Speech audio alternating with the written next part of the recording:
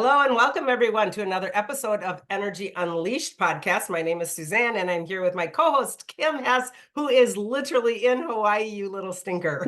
I am a little That's stinker. not a fake background, right? No, it's not. Gosh, Yeah, it's so good. we've been here for over a week, and it's just a slice of paradise. Right? Absolutely, it's beautiful. Yeah, Well, we all know on very Zoom, blessed. you can throw a fake background in on Zoom, and I'm like, I was thinking maybe I should like go through the buttons and figure out a fake background so we could match so I could pretend that I'm there, but I'll just sit in my human envy instead. Yeah, put your bikini on. Come on, let's do Yeah, this. whatever. I did have my hair, look like I came out of the water, so that's all good.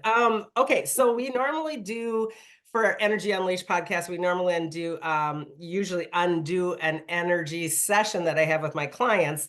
But Mhm, Kim technically is a client and a dear friend also, but I think it's really fun to flip this around today since you're mhm, down there. And I guess what I would like to share with our listeners is just you go there every year and you mhm. are indeed such a water empath. And I would like you maybe to invite everyone to hear what the actual Lahaina situation and just kind of talk us through the differences. And as you're doing Mhm. that, I'm going to kind of tap into the land and the water because I don't normally work with ocean. And I'm just going to see Right. if I'm getting anything and we can kind of just visit that further in. Okay. Okay. How's Okay. that Yeah. sound? That sounds great. I just was doing a prayer before we started, but I just am so blessed to feel or be able to just share with these, native people and the people here.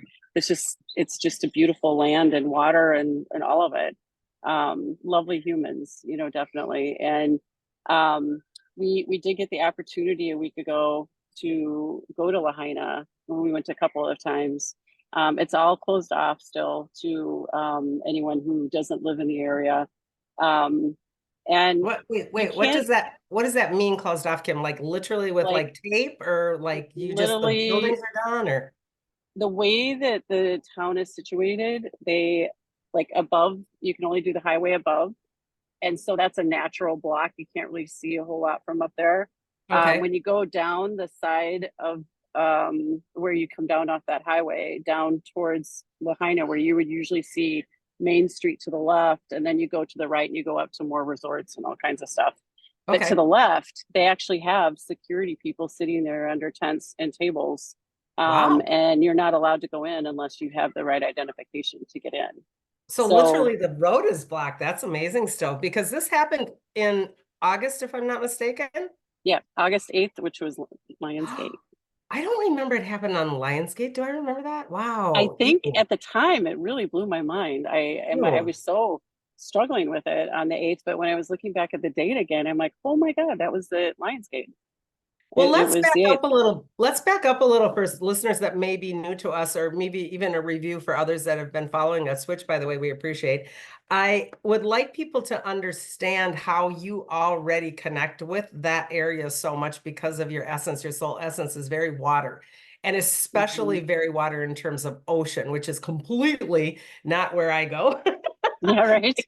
No, our literal backgrounds are our soul essences today. It's funny. And so maybe tell the people like what this land does to you prior to, and then when 8/8 hit, what did that do to you? And then let's move into where it's at right Okay. now. Is that okay? Yeah, sure. So after like when I started opening up with, you know, uh, understanding, empathing, and really getting to know myself better from a spiritual perspective, we started coming here every year, and I could sit on the edge of the water on a rock and just be enamored, with the water and curious, all the things. But also, I kept feeling this anxiousness sometimes and overwhelming sadness with the water. And so my feet are on the ground, and I walk into the water and I lay in the water and all the things. But there was just a sadness that I could never really understand. And I knew it wasn't, sometimes I felt like it was mine, then I would realize it's not mine. And what I found is that I think that the sea life and we're definitely struggling like with communication and with all the traffic and all the people and all the things, because right behind me, it's a whale sanctuary where mother whales come down from Alaska and they have their babies and they mate and they do all the things. And Wow. yeah, so it seemed really, really busy and really just, I think they were, plus there's a ton of pollution, like sitting outside of the islands way out from Asia is a ton of plastic garbage, and I think that sadness comes from just the quality of water wasn't as good and the animals were struggling, and the sonar from ships and depth finders and all the things were really confusing them. So that kind of came through over years of, coming here and feeling that. The other thing that was that this is a very female island, Maui. It's on a ley line that is a female ley line. And so the energy for me, I was so male for such a long time that coming here, I just started opening up, I think, more of my female nurturing, side of myself, and was able to start to balance that a little bit more. That's Um, awesome. so that's all kind of pre, Lahaina, but on the 8th, I was emotionally devastated. I Mhm. couldn't figure out why I was so sad and so horrified, and I didn't know I didn't even hear about it. And I was feeling that. Yep. And then on the news came on, and I just sobbed. I couldn't believe it. I couldn't believe what these poor people went through with the fires, and then all of the mishaps that happened, and the people, that were caught in it and died. It was just really, it took me healing sessions. I had one with you. Mhm. I had one with our friend Michelle, and I really had a hard time separating myself from all of that tragedy. Mhm. And it wasn't just sadness, it was anger, it was just feeling decimated, like decimation, like you just, all of those feelings were really pummeling through me, and I had to keep separating myself from what was happening in that consciousness level of the island, that connection. Great. So but coming back, I really struggled when we went the first time, went over there. And then we found there was a restaurant that opened, it's called Mala. So, Mala, go there. If you go to Maui, go check out those people, because they're wonderful, fantastic, lovely, lovely people working there, and they're so happy to have a business open That's awesome. right in that area. Yeah, yeah, and Unamala is a prayer bead in Tibetan, in the Indian prayer beads that you wear around your wrist. oh yeah, that's right. I That's kind didn't of think of cool. it that way. Yeah. Yeah. And That's then neat. we went back again because we wanted to patronize, the restaurant, and they just super fantastic food and lovely people. And it's nice to see that they're making a foot forward, in Yeah. recovery. So yeah, So that it's, was technically business and residential, correct? I mean, it wasn't just oh business, yeah, totally residential. generations of Right. business and homes. Like Right. there are native, people here that had like 3, 4 generations where they lived there, because Lahaina was like a little village, I think, Hmm. before it became a town. So there's a lot of history there, and it's really tricky right now. I can't, I don't know all of it, but talking to people, it's very disappointing what the government is really not doing for them and helping them Okay. get back on their feet. So they're feeling there's where some of the anger and some of the, disappointment is coming from.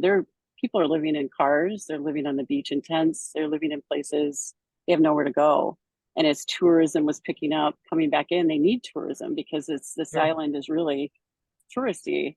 But coming back in, the tourists are coming back in, which is displacing people from some of the open hotel rooms and resorts and things. So it's just really complicated, and that is feels very icky in my gut when I think about that. So Yeah. um, and I haven't quite figured out the best way to help, or the organizations. So I still have a little more footwork to do on that, to help them. But they're strong people, man, and Mhm. they're going to make this happen. Yeah. Yeah, the Yeah, tenacity of the human strength is amazing, right? it is. They They really just come keep going. together as a community, and you go in there and it just gives you goosebumps because it's everything has Lahaina strong on it, and so Oh, yeah, it's amazing. They're strong people. wow, interesting. Yeah, yeah, Wow. yeah. So different. And by the way, even the weather before we got here, there were lots of storms that brought the ocean like right up into places that it usually doesn't come very often. And so it was like Mother Nature. Well, when I was working with you, Suzanne, last week, she was definitely cleaning house. She was cleaning up the Right. bottom of the ocean floor. And so the beaches went away in a lot of places and they're just the sand is starting to come back. You were saying Um, almost like lava rocks were all throughout the sand as you were yeah, walking I when don't you know if you can see, but that's all coral and lava rock. And and it's that's normally typically sand. almost all that's normally sand. Oh my gosh, Kim, that is a huge difference. Huge difference. And there's a lot of sand that's come in since we've been here, in between the lava rocks. But when you go down the beach, I don't know if you can really see it down there. There's a Yeah, lot of lava rocks sticking out, and you used to be able to pretty much walk most of that without any lava rocks. It was all sand. So interesting. it's definitely different, which has been different for people coming here because you're, used to, even the locals being on the beaches and they were kind of hard to get to. So Mhm. yeah, so it's Really different. interesting. Is the Hmm. actual weather different right now while you're there, meaning cooler or hotter? We had a few days of it was a little bit cooler, very windy, and the Mhm. tide was just really higher than normal Okay. this time of year. And the wind, I think that's part of, you know, whatever was going on. We went to the top of Haleakala, which is the mountain here. It's over 10,000 feet. And it's so hard because it'll be clear. And then we headed up, and all of a sudden it's like, all right, it's cloudy when you get up there. So you can't really see everything when you get up there. Right. Um, but standing up there, that was very majestic. I didn't realize until I was talking to a woman that works here at our condo area, and that was there's a guy that traveled the world looking for the quietest place on earth, and that up there in their crater around that area, the crater is the quietest place on earth. It was Wow. eerie. It was just you could hear the wind breeze a little bit, but it was just so peaceful and quiet up there. Right. But very powerful. I could feel through my whole body the energy of her, you know, um, which that's the first time I've been up there. We've tried to go several times and the weather wasn't permitting. So Interesting. yeah. Yeah. Huh. So here we Wow. Well, are. so Right. you have like one more whole week, right? No, we just have like 5 days left, 4 or 5 Okay. days. So Yeah. maybe our next one, when we do back in town, we can even just, if something definitely changes, we'll just make a little dovetail at the end of our next one or the beginning, Sure. just to see if anything changed. But Yeah. awesome. That's really, Yeah. I'm so glad. And did you go to Lahaina twice, did you say? Hmm. Yeah. Yeah. Did it feel Yeah. different? Did it feel different the second time because you were over the shock? Yeah. The first time I sobbed all the way through there. Yeah. It was just so, because they have this amazing little memorial when you're driving on the highway of all showing the pictures of the people that Yeah. died and the flowers and, and it's hard to see it. There are parts where we can see it and it's all gone. That whole main Mhm. street was so lively and fun and just like I said, generations of businesses there and restaurants and all the things are just gone. That's all Yeah. leveled. So the trees, we did see the article in the paper a couple days ago showed the oldest banyan tree on the island is Mm. actually showing green life now. And it was in the Oh, heart of the fire. So people are wow. really pulling Wow. for the tree. Yeah, it's kind of Wow. cool. But they So lost a go ahead. thousand trees over there. 1,000. At thousand, like they lost all the greenery, all the trees. Oh, Yeah. So there's an effort now to start replanting in places while they start to clear out. They're still clearing out debris, and figure out the rebuilding of all of this. So okay. Interesting. yeah. So you are Yeah. there with your husband and your in-laws. Did they feel as much power as you did? Well, obviously not because you're so empathic, but I mean, did they get any emotional like you did? Well, they were grateful to be able to go over there, Okay. after seeing it all on the news and all the things. Um, and they weren't emotional like I was. Definitely Okay. not. Like, but when we went back the second time, I did not feel all of the sadness that Hmm. I was still kind of holding, right? So I think Hmm. it all released when we went that first time for me. But then we had such a lovely time at that restaurant, and the people were just so friendly, and they were just Right. grateful to um, see how bad it was, where they could, but that you had that feeling just being around people who were working there now and so happy to be and grateful to be open, Hmm. that they're going to come back. It's just, I think that there's certain blocks and things in the way that are making it really difficult for them to figure it out. So Yeah. yeah, Interesting. yeah. So would you tell, before we move on, the listeners on like, how does Kim know when she's working on herself or scanning herself or in meditation for herself, how you can distinguish what is the feel for the collective field there versus what is yours? Or is that even different at this point because you're there? Well, I can embody that sadness and everything right Right. away, but knowing myself better and working with myself is in when I sit in quiet, kind Hmm. of meditative, asking the questions, what is this? And I can feel in my fields that it's bigger than me. Like it's just out there bigger than me. And so I work on locking my fields down and making sure that all of my chakras are running like they should energetically, because that can derail me very quickly. I've done this, over and over, but working through my whole body just from top to bottom and back up and grounding. Hmm. So walking around barefooted is just so great because it's so much easier to stay grounded. And where Yeah. you really feel the difference between, wow, this is mine and this is not. Yeah. But cutting the cords, and usually I end up in prayer about whatever that is, for myself and Mhm. whatever that is. So yeah, Cool. yeah, That's yeah. awesome. Are you tapping into anything while we're Yeah, sitting I here? was Like, writing as we are going here. Okay. So to be fair, when this first happened, I can feel things on the collective basis too, but not to the level when it has to do with water like you do.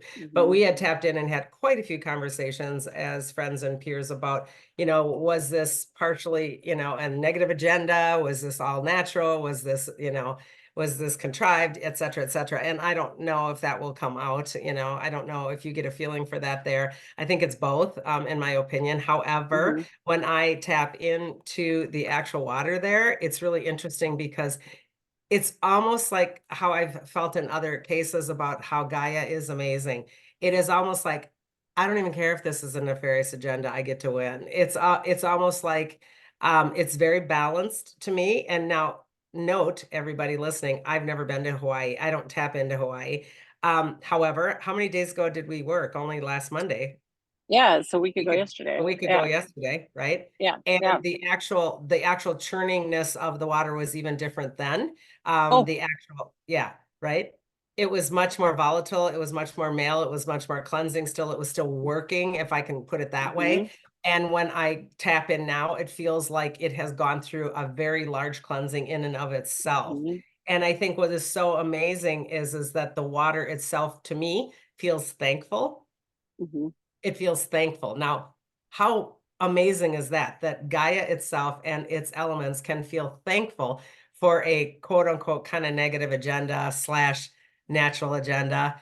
We don't know of weather manipulation. We don't know if there was something bigger under the water. mm-hmm, That's not even the subject here. I think what is so amazing is that, in my opinion, what happens as a worker, as a practitioner, and as a galactic, actually, whenever we have massive tragedy, I know it happens from a galactic perspective a lot of times and holographic perspective to reset and rebalance. mm-hmm, And I've seen it, and I've been up in places and spaces looking down at the natural tragedies going, no, this is purposeful from our agenda, meaning we are assisting the weather chaos. We are mm-hmm, assisting in what you see as horror, because it is a reset and a balance. And that's what I get from this, no matter what the primary agenda was in the first place. Mhm. And I think that that is overwhelming to me when I tap in, and it's almost like, you know, it again, it's the Jesus Christ symbolism of, you can whip me, beat me, hang me on a tree, and you don't get my body, right? I mean, you Right, don't get my right. body of water, right?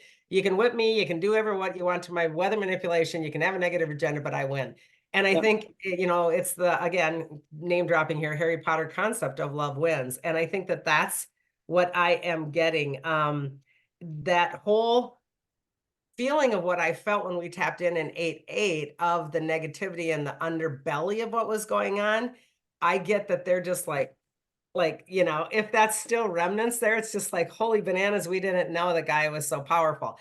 I don't think that the negative agenda really realizes how powerful the consciousness of our Yeah. planet is. The Yeah. consciousness, not just of the people. I think that they're aware of the consciousness of the people, but I think they underestimate the collective consciousness of the Mhm. actual elements themselves. And I think Mhm. this was a lesson learned there. Um, I get that this is happening very much like when New Orleans had all of their tragedies. I Yeah. was traveling way back then for work, still corporate work, and I remember going to New Orleans, and New Orleans felt very similar in that the land itself brought love. When it got destroyed, Mhm. it brings love. When it got destroyed, it brings prayer. It brings people Mhm. like you. It brings people like anybody that is willing to put forward the love, and that's part of the process of an actual burn something off, rebirth it, killing Yeah. something, rebirthing again. It's the process of the charred, and then, like you said, the charred brings forward a different green life. And so it feels very similar to when I walked the spaces and places down there where the land itself was just like, thank you. And the Mhm. people involved were like, what? You know, so that's kind of the same thing I get, which makes me Yeah. actually giggle. I mean, you know, I if know. you want to play negative entity agenda, have at it, because I think Gaia will always win. Whether we're here or not, Gaia will be here. So in some form. Yeah. So I think Yeah. that it's very, very calming and interesting for me. Yeah. And it's so, a week ago Monday, we did that work for, you were working on me, but you were also working on the Yep. grids here in the water. That Yep. night, I have never seen so many whales having a ball. Like they Yep. were jumping, they were splashing, they were waving, their fins like, hey, hey, just it was Yep. so incredible. They Yeah. were just beside themselves happy. And it was So, fun because I typically don't work with a lot of water elements, and I mhm, downloaded on Spotify whales and dolphin sounds afterwards, and I mhm, continued that throughout the day on behalf of that area and just kept upgrading, upgrading, upgrading. And it's so funny because now I can actually listen to that stuff without getting anxious, because it was never my thing.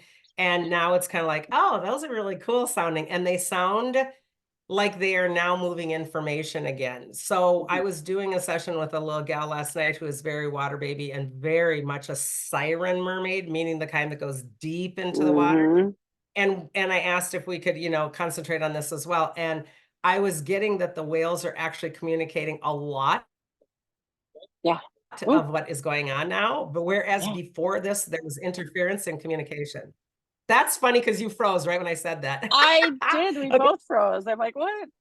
Yep. So I'm going to say it again because that's funny. So when I was working on it, the actual whales themselves were saying to me that we can actually communicate in the grid systems underneath the water with more clarity now since the so-called tragedy of 8-8. Whereas a lot of times the nefarious agenda thinks that they're going to destroy something, it actually reboots something. So I think Yeah. that that's super interesting. Oh, so interesting. And I Yeah. just giggled when knowing that we worked that day and the whales were just, oh my God, the babies were Yeah. jumping and jumping and jumping. And just so, so playful and fun. That's Yeah. awesome. And like you said, mothering, nurturant energy, rebirth, you know, this is all super important, especially at this time of the year. So if listeners can take anything from this, and thank you for sharing your heart opening there, it's so important for us to Mhm. trust in the bigger picture. You know, I did a quantum healing session once, and quantum hypnotic, the QHHT, the quantum Yeah. hypnotic, not, no, you know, the hypnotized one. And I was doing, I was going back to who I was in essence form, and was really involved in tsunamis and things like that from a galactic perspective. And I remember the practitioner saying, don't you feel bad that this is wiping out hundreds of people and taking lives? And I'm like, no. And she looked at me like I was this like a horrid person or something. And I'm like, no, because this is what's supposed to happen. These people are contracted for this more so for the land and the water itself. It's Yeah. actually a rebirthing of the whole entire area. And these people are involved in the process from a soul's perspective. Now, if that doesn't resonate for any listeners, so be it. But that's what I got when I was under hypnosis. And I thought that that was super interesting because when it's source energy, there isn't a good and a bad. Death isn't good or bad. It just is. Destruction isn't necessarily good or bad. It's a rebirth, a refoundation. So look behind you and look in some regards. There is a new stability to the foundational actual outline of that landmass, because if it's sand, it can wash and it can change. If it's rock and lava, it is settling differently. So it's almost like it reconstructs itself at the same exact time. And I think that those are important elements for us to hang on to for hope and, you know, gratitude for moving forward and all of those things that keep your heart open, because tragedy isn't always what we think it is, right? Right. And that's Right. not It to isn't. What? I lost you. Oop. Oh no, I lost you. Can you hear me?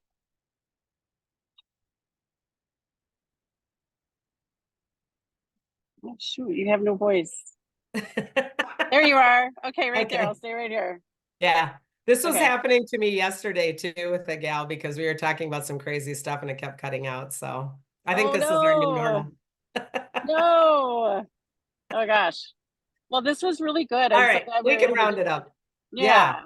Thank you for being there and giving us your insight and being who you are down there and holding the space on behalf of all of us. You're truly a blessing. And say some prayers for all of us that are, I shouldn't say stuck in Minnesota because it's 50 degrees. So what the It's heck? not that bad.